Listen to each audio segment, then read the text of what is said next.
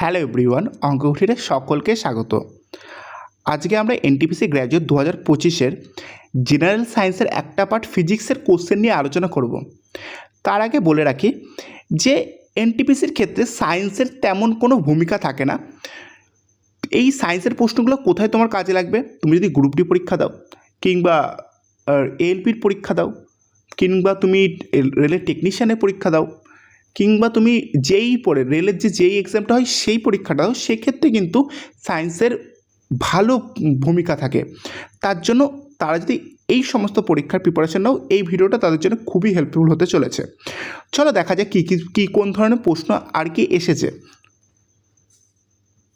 প্রথম প্রশ্ন বলছে t=0 সময়ে 1 কেজি ভরের একটি বস্তু 100 মিটার উচ্চতা থেকে স্থির অবস্থা থেকে অবাধে নিচে পড়তে শুরু করে। 3 সেকেন্ডের তুলনায় 4 সেকেন্ডে বস্তুটির গতিশক্তি ড্যাশ হবে। অপশান এ কম হবে, অপশান বি একই থাকবে, অপশান সি বেশি হবে, অপশান ডি নির্ধারণযোগ্য নয়। চলো দেখো, কিছু এই ধরনের ফিজিক্সের অঙ্ক দেখো অনেক অনায়াসে করা যায়, মানে এত ডেটা থেকে কোনো ঘাবড়ানোর কোনো গল্পই নেই। দেখো, আমি ক্যালকুলেশনে ধরলাম জি এর মান 10, ক্যালকুলেশন, কারণ জি এর মান 9.8 হয়, আমি ক্যালকুলেশনের সুবিধার জন্য ধরলাম জি এর মান 10। তাহলে 3 সেকেন্ডে বস্তুটার গতিবেগ কত? যেহেতু অবাধে পড়ছে, তাই 3 সেকেন্ডে গতিবেগ সাপোজ ধরলাম v1, এবং 3 সেকেন্ডে গতিবেগ তাহলে কি 3 গুণ 10 হবে, তাহলে কি 30 মিটার পার সেকেন্ড। আর 4 সেকেন্ডে বস্তুটার গতিবেগ ধরলাম v2, সেক্ষেত্রে তাহলে কী হবে 4 গুণ 10, তাহলে 40 হবে সেক্ষেত্রে গতিবেগ। আচ্ছা, এইবার দেখো কাইনেটিক এনার্জি মানে লাস্টে গতিশক্তিটার আমার রাশিমালাটা বের করতে হবে কোনটা বেশি হবে। কাইনেটিক এনার্জি রাশিমালা কী হয় বলো তো? Half mv²। তাহলে কাইনেটিক এনার্জি হাফ কি mv², তাহলে v² সঙ্গে কিন্তু সমানুপাতিক। তার মানে কি ভি এর মান যত বাড়বে কাইনেটিক এনার্জি মানে গতিশক্তির মানও তত বাড়বে। তাহলে দেখো, প্রথম ক্ষেত্রে গতিশক্তি 30 ছিল, কিন্তু দ্বিতীয় ক্ষেত্রে গতিশক্তি 40 হলো। তাহলে কি গতিশক্তির মান বাড়লো, মানে ভি এর মান বাড়লো, তার জন্য কি অবশ্যই গতিশক্তির মানও বাড়বে। তার মানে কি দ্বিতীয় ক্ষেত্রে বেশি হবে। তাহলে অপশান সি হবে রাইট অ্যান্সার। এরপরে নেক্সট প্রশ্ন বলছে কোন ধরনের তরঙ্গে মাধ্যমের কণাগুলো তরঙ্গ প্রবাহের দিকের সঙ্গে সমান্তরালভাবে চলাচল করে। দেখো, এটা একদমই ইজি প্রশ্ন ছিল, যেহেতু বলেছে সমান্তরাল। আচ্ছা, লম্ব যদি বলতো তাহলে কিন্তু তির্যক তরঙ্গ হতো, ঠিক আছে অ্যান্সার।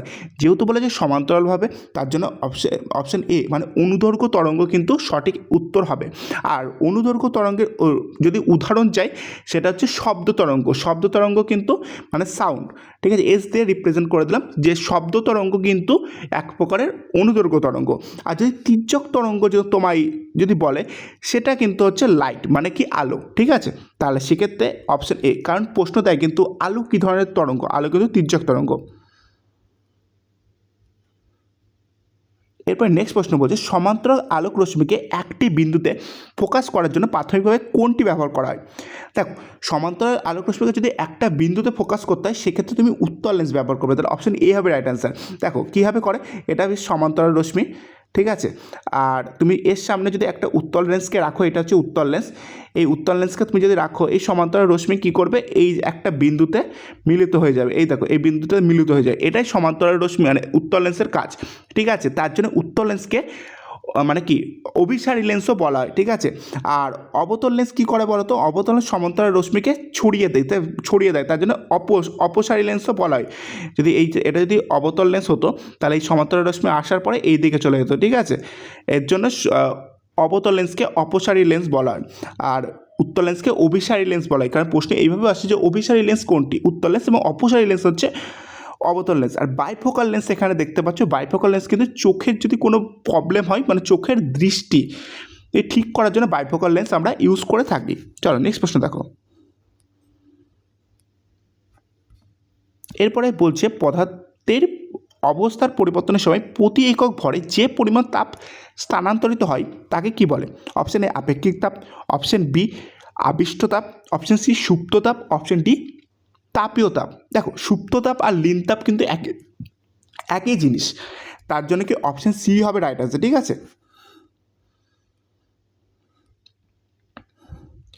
এরপর নেক্সট বলছে জুলের তাপীয় নিয়ম অনুযায়ী একটি রোধে উৎপন্ন তাপ কী হয়? আচ্ছা, জুলের সূত্রটা কী বলো তো? H equal to I square R T by J. তাহলে এইচের মান, আচ্ছা এখানে কোনটা কোনটা, এখানে অপশানে দেখো শুধুমাত্র প্রবাহ মাত্রা আর রোধ আছে, তাহলে এই দুটো নিয়ে আলোচনা করব। তাহলে এইচ ভ্যারিস আই স্কোয়ার আর এইচ ভ্যারিস আর এখান থেকে তুমি পেতে পারো। তাহলে উত্তর হবে কি? নিশ্চয়ই সমানুপাতিক হবে, দুটো থেকে তুমি বুঝতে পারছো। তাহলে ব্যস্তানুপাতিক, সি আর ডি তো আগেই বাদ দাও। আচ্ছা, অপশান বি এর দেখে দেখো, রোধের বর্গের সমানুপাতিক, না রোধের কোনো বর্গ নেই, তার জন্য শুধু রোধের সমানুপাতিক, রোধের বর্গের সমানুপাতিক নয়। তাহলে অপশান বিও কিন্তু রং। কিন্তু অপশান এ দেখো প্রবাহ মাত্রা বর্গের সমানুপাতিক, হ্যাঁ প্রবাহ মাত্রা কিন্তু দেখো বর্গ আছে, তাই প্রবাহ মাত্রা বর্গের সমানুপাতিক। তাহলে অপশান এটাই হবে সঠিক অ্যান্সার। ঠিক আছে, এরপরে নেক্সট প্রশ্ন বলছে, নিচের কোন বিকল্পটি বাতাসের শব্দের বেগের সবথেকে কাছাকাছি? দেখো বাতাসের শব্দের বেগ সাধারণত 332 থেকে 340 মিটার পার সেকেন্ড এরকমই হয়ে থাকে। তাহলে অপশান সি হবে রাইট অ্যান্সার। আর 3 × 10⁸ মিটার পার সেকেন্ড এটা কিন্তু লাইট মানে আলোর বেগ, শূন্যস্থানে আলোর বেগ, এটাও তুমি কিন্তু মাথায় রাখবে। এটা হচ্ছে লাইট স্পিড, LS দেখলাম লাইট স্পিড। বলছে জাড্য ধর্মের প্রাথমিক ধারণা কোন বিজ্ঞানীর পরীক্ষার মাধ্যমে প্রতিষ্ঠিত হয়েছিল? দেখো এটা খুব ভালো প্রশ্ন। তোমরা ফার্স্টেই তোমরা কিন্তু নিউটনকে খুঁজবে, কিন্তু প্রথমেই জাড্য ধর্মের প্রাথমিক ধারণা কিন্তু নিউটন তিনি দিয়েছিল। Option C Galilei. ঠিক আছে, তিনিই প্রথম জাড্য ধর্মের ধারণাটি প্রমাণ করে। পরবর্তীকালে নিউটন তার প্রথম সূত্রে সেটিকে উপনীত করে এবং সকলের সামনে উপস্থাপন করে। অপশন সি হবে এখানে রাইট অ্যান্সার। আচ্ছা, বাকিগুলো বলে দিই যে আর্কিমিডিস প্লবতার নীতির ওপর কাজ করে।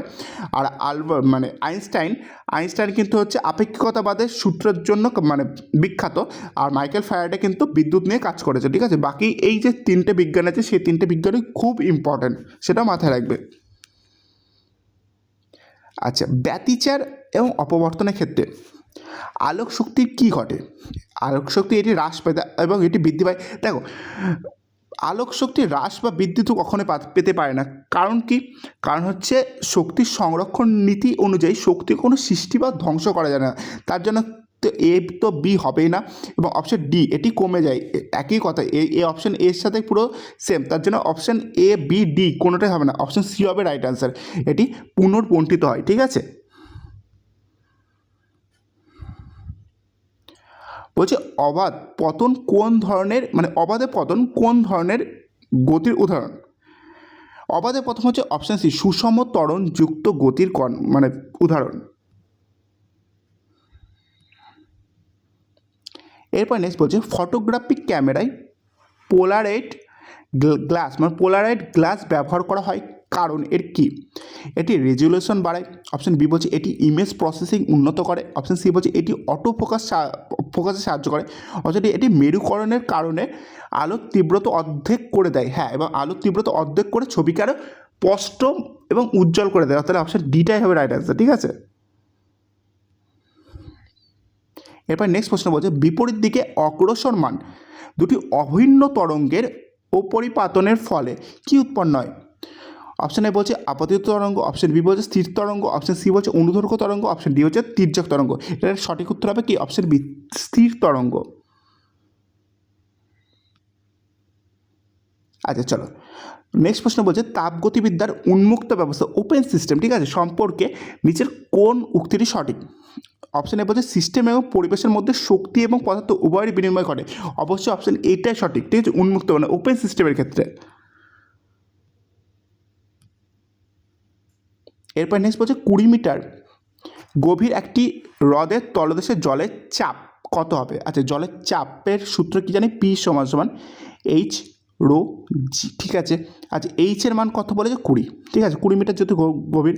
আচ্ছা, রো হচ্ছে জলের ঘনত্ব, এসআই একক, তাহলে এসআই এককে নিশ্চয়ই কি 1000 হবে। ঠিক আছে, আর জি এর মান 9.8, তাহলে 98/10ই তুমি লিখতে পারো।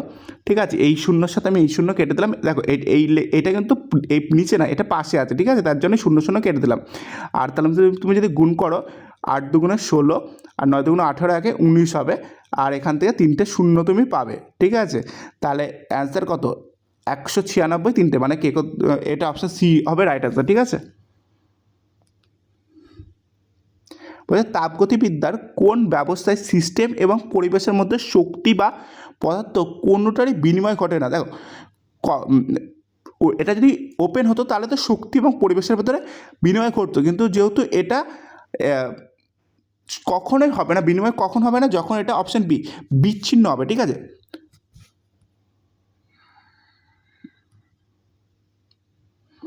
বলছে সরল অনুবীক্ষণ যন্ত্রে কোন ধরনের লেন্স ব্যবহার করা হয়। অপশান এ বলছে সমতল অবতল, অপশান বি বলছে উভ অবতল, অপশান সি বলছে উভ উত্তল, অপশান ডি বলছে চৌকৃতি। আচ্ছা, সরল অনুবীক্ষণিক যন্ত্রে উভ উত্তল লেন্স ব্যবহার করা, তার জন্য অপশান সি হবে রাইট অ্যান্সার।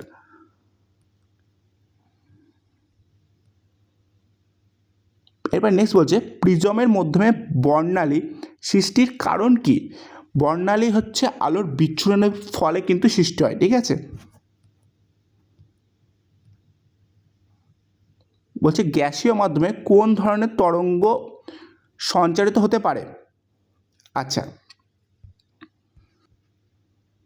এটা সঠিক অ্যান্সার হবে কি অপশন সি অনুতরঙ্গ তরঙ্গ, মানে শব্দ তরঙ্গ। এরপর নেক্সট বলছে যখন একটি স্প্রিংকে তার সাম্যাবস্থা থেকে সংকুচিত করা হয় তখন তার স্মৃতিশক্তি কী হবে, মানে স্মৃতিশক্তি অপরিবর্তিত থাকবে, না প্রথমে কমে পরে বাড়ে, নাকি অপশন সি বলছে বৃদ্ধি পায়, নাকি অপশন ডি বলছে হ্রাস পায়। অপশন সি হবে রাইট আনসার, বৃদ্ধি পাবে। নেক্সট বলছে একটি বস্তুকে অবতল দর্পণের ফোকাস এবং মেরুর মধ্যে রাখলে। আচ্ছা, অবতল দর্পণের আবার বলছি অবতল দর্পণের ক্ষেত্রে যা ঘটনা ঘটে উত্তল লেন্সের ক্ষেত্রে কিন্তু তাই ঘটনা ক্ষেত্রে যদি অবতল দর্পণে মেরু আর ফোকাসের ভেতরে রাখি তাহলে প্রতিবিম্বটি কেমন হবে। এই একটা কেসই মাথায় রাখবে, প্রতিবিম্ব অসৎ হবে, আর অসৎ প্রতিবিম্ব সর্বদা কী হয়, সোজা হয়। তাহলে অপশন সি হবে রাইট আনসার। বলছে তাপগতিবিদ্যার তাপমাত্রা পরিমাপের জন্য এসআই এককটি কোনটি। এসআই একক হচ্ছে অপশন এ কেলভিন। ঠিক আছে, কেলভিনকে ব্যবহার করা হয়। এরপর নেক্সট বলছে যখন আলো একটি স্বচ্ছ মাধ্যম থেকে অন্য স্বচ্ছ মাধ্যমে প্রবেশ করে তখন তাকে কি বলা হয়। বেশ, এটা এখানে বায়ু আছে, এর উপরে বায়ু আর নিচে জল। ঠিক আছে, এবার আলো যখন এই মাধ্যম থেকে আসবে, এসে যখন এই দিক দিয়ে যাবে না তখন এটা সামান্য বিকৃত হয়ে যায়, মানে বেঁকে যায়, এই ঘটনাকে আলোর প্রতিসরণ বলা হয়। অপশান এ হবে রাইট অ্যান্সার। বলছে ভূমি থেকে কোনো বস্তুকে ওপরে তুললে তাতে কোন ধরনের শক্তি সঞ্চিত হয়। এটা উত্তর অবশ্যই কি অপশান সি স্থিতিশক্তি হবে। ঠিক আছে, এরপরে নেক্সট বলছে বস্তু গতিশীল থাকলেও কোন ভৌত রাশিটি শূন্য হতে পারে। সেটা অপশান সি স্মরণ শূন্য হতে পারে। বস্তু যদি গতিশীল থাকে, যদি বৃত্তাকার পথে গতিশীল হয় তাহলে যখন প্রাথমিক বিন্দুতে আবার বস্তুটা ফিরে আসবে তখন কিন্তু স্মরণ শূন্য হয়ে যায়, তার জন্য স্মরণ কিন্তু শূন্য হতে পারে। এরপর নিচের কোনটি বক্র দর্পণের একটি উদাহরণ। দেখো চকচকে চামচ কিন্তু উদাহরণটা মাথায় রাখবে, চকচকে চামচ হচ্ছে বক্র দর্পণের উদাহরণ। ঠিক আছে, এটা দুটো পিঠ, একটা উত্তল হিসেবে কাজ করে, একটা অবতল হিসেবে কাজ করে। যেমন তুই ভেতরের দিকটা অবতল হিসেবে কাজ করবে চামচের, আর বাইরের দিকটা উত্তল হিসেবে কাজ করবে। তুমি আজকেই বাড়িতে তুমি দেখতে পাবে, দেখো দু ধরনের ছবি তুমি দেখতে পাবে। বলছে বস্তুর ভরবেগ হলো ভর ও বেগের গুণফল, এর এসআই একক কী। আচ্ছা, তাহলে ভর ও বেগের গুণফল, তাহলে ভরের এসআই একক কী কেজি, আর বেগের এসআই একক কী মিটার পার সেকেন্ড, তাহলে মিটার ইন্টু এস মাইনাস, তাহলে এটা কার সাথে মিলছে, অপশান এর সাথে মিলছে, তাহলে অপশান এই হবে রাইট অ্যান্সার। এরপরে নেক্সট প্রশ্ন, এটা খুবই ভালো প্রশ্ন, হাইড্রোলিক লিফট এবং হাইড্রোলিক ব্রেকের কার্যনীতি কিসের ওপর ভিত্তি করে তৈরি। ফ্যারাডের সূত্র, গেলুসাকের সূত্র, অপশন সি পাস্কালের সূত্র, অপশন ডি কুলম্বের সূত্র। অপশন সি হচ্ছে পাস্কালের সূত্র হবে রাইট অ্যান্সার। এরপর নেক্সট প্রশ্ন বলছে স্থির বস্তুর স্থির থাকার বা গতিশীল বস্তুর একই বেগে চলার প্রবণতাকে নিচের কোনটি দিয়ে সবচেয়ে ভালো করা যায়, মানে ভালো ব্যাখ্যা করা যায়, সেটা হচ্ছে কি জাড্য ধর্ম। এটাকেই জাড্য ধর্ম বলা হয়। ঠিক আছে, এবার বলছে নিচের কোনটি স্থিতিশক্তির স্পষ্ট উদাহরণ। দেখো জ্বলন্ত মোমবাতি তো আলোক শক্তি বা তাপ শক্তি বলতে পারো, তার জন্য এটা তো হবে না। চলন্ত গাড়ি বা পতনশীল পাথর এই দুটো তো গতিশক্তির উদাহরণ, মানে গতিশক্তির উদাহরণ, তাহলে এটাও স্থিতিশক্তি হবে না। প্রসারিত রাবার ব্যান্ড, অপশন ডি হবে রাইট অ্যান্সার। নেক্সট প্রশ্ন বলছে পদার্থের কোন অবস্থায় কণাগুলো একে অপরের থেকে দূরে থাকে এবং এলোমেলোভাবে ও দ্রুত গতিতে চলাচল করে? এটা সবসময় কি গ্যাসীয় অবস্থায় এই ঘটনা ঘটতে থাকে, তাহলে অপশন বি হবে রাইট অ্যান্সার। নেক্সট প্রশ্ন বলছে যখন একটি মোটর গাড়ি উচ্চ গতিতে তীক্ষ্ণ মোড় নেয়, মানে তীক্ষ্ণ বাঁক নেয়, তখন আমরা একপাশে ঝুঁকে পড়ি, নিচের কোনটি এই ঘটনাটি ব্যাখ্যা করে? বলছে অপশান এ বলছে জাড্য সূত্রের কারণে আমাদের শরীর দিকের পরিবর্তনে বাধা দেয়। অপশান বি বলছে অভিকর্ষ বল বিপরীত দিকে কাজ করে। অপশান সি বলছে গাড়ির ভেতরে বাতাসের চাপের পরিবর্তন আমাদের বাইরের দিকে ঠেলে দেয়। অপশান ডি বলছে রাস্তা ও টায়ারের মধ্যে ঘর্ষণ কমে যায়। এটা সঠিক অ্যান্সার হবে অপশান এ, জাড্য সূত্রের কারণে আমাদের শরীর চাইবে কি দিকের পরিবর্তনকে বাধা দেবে। ঠিক আছে, এরপরে নেক্সট বলছে কোন দুটি শক্তি মিলে একটি বস্তুর মোট যান্ত্রিক শক্তি গঠন করে? দেখো যান্ত্রিক শক্তি মানে টোটাল এনার্জি ইকুয়াল টু বলতে পারো কি কাইনেটিক এনার্জি আর পোটেনশিয়াল এনার্জি, মানে কি গতিশক্তি আর স্থিতিশক্তির যোগফল। তাহলে অপশন এ হবে এটা অ্যান্সার। বলছে নিচের কোন পদার্থটি বিদ্যুতের সুপরিবাহী? এটা একদমই ইজি প্রশ্ন। দেখো এখানে দেখছো রাবার, কাঁচ, তামা, কাঠ, তাহলে এখানে কি অপশন সি তামাই একমাত্র হবে, বাকিগুলো তো বিদ্যুতের কুপরিবাহী পদার্থ। নেক্সট বলছে কুইন্টাল এককটি কী পরিমাপ করতে ব্যবহার করা হয়? এটা সাধারণত ভর পরিমাপ করতে ব্যবহার করে, যে 1 কুইন্টাল ইকুয়াল টু কিন্তু 100 কেজি। আজকের ভিডিওটা এই পর্যন্তই ছিল, মানে এই ভিডিওর মাধ্যমে এনটিপিসি গ্র্যাজুয়েট 2025 যে সমস্ত ফিজিক্সের প্রশ্নগুলো ছিল সেই সমস্ত প্রশ্নগুলো আলোচনা করব। আর এর নেক্সট ভিডিওতে কেমিস্ট্রি পার্টটাও আমরা শেষ করব, তারপরে ভিডিওতে আমরা বায়োলজি পার্টটাও শেষ করব। ভিডিওটা দেখার জন্য সকলকে ধন্যবাদ, এবং চ্যানেলে নতুন হলে চ্যানেলটা অবশ্যই সাবস্ক্রাইব করে দাও।